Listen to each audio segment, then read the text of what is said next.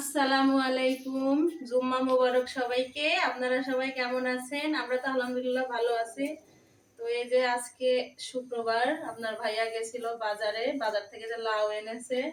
অনেকদিন লাউ খাওয়া হয় না, লাউ দিয়ে মাছ রান্না করবো, তেলাপিয়া মাছ। এই যে এখানে কাটা হয়নি, ছেলের জন্য এনেছে পাঙ্গাস মাছ। আমরা মাছ খাই না, শুধু আমার সিনহা খাই।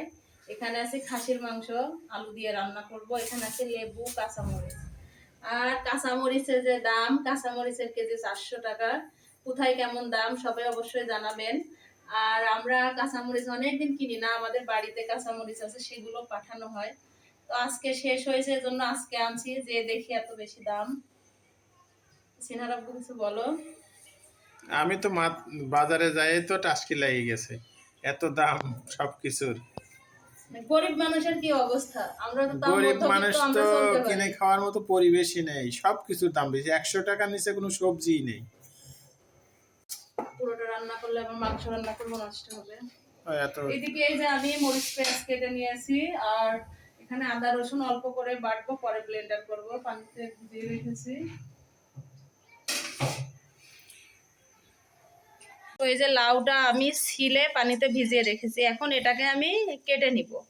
তো কাটার পরে আমি আর ধুবো না, তাহলে পানিটা কম বের হবে, এই আর কি।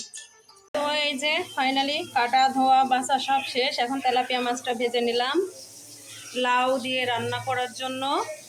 এইদিকে মশলাটা বেটে নিলাম। এই যে খাসির মাংসটা প্রেশার কুকারে রান্না করব। আর এদিকে চিনামনের জন্য 2 পিস পাঙ্গাস মাছ ভেজে নিচ্ছি। তো এই যে লাউ তরকারিটা আমি মশলাটা কষিয়ে লাউটা দিয়ে দিলাম, এখন ঢেকে রাখবো। ঢেকে রেখে দিলে পানি উঠে আসবে লাউ থেকে। আর এখানে আমি আজকে মাংসটা প্রেশার কুকারে রান্না করব, যেহেতু আজকে সময় কম, নামাজের সময়ও হয়ে গেছে। আর এদিকে আমার ছেলেটা অনেক বেশি দুষ্টামি করতেছে, কান্নাকাটি চিল্লা পাল্লা। এখন এই যে আমি মাংসটা ধুয়ে রেখেছি, দিয়ে দিব মশলার মধ্যে। এই যে আমি মাংসগুলো দিয়ে দিলাম, আলুগুলো লাস্টে দিব। এই যে আমি মাংসগুলো দিয়ে দিলাম। এখন নেড়ে চেড়ে আস্তে আস্তে প্রেশার কুকারে কষিয়ে নিব, তারপরে তো বলবো। তো এই যে লাউ তরকারিটাতে আমি শুধুমাত্র কাঁচামরিচ কেটে দিয়েছি, আর হলুদের পরিমাণটা কম দিয়েছি। লাউ তরকারিটা আমার কাছে সবুজ থাকলেই খেতে ভালো লাগে, আমার অনেক পছন্দ। একটু সবুজ সবুজ থাকবে, লাউ কালারটা ঠিক থাকবে, সেজন্য হলুদটা একটু কম দিয়েছি। আর এদিকে যে খাসির মাংসটা কষানো হচ্ছে।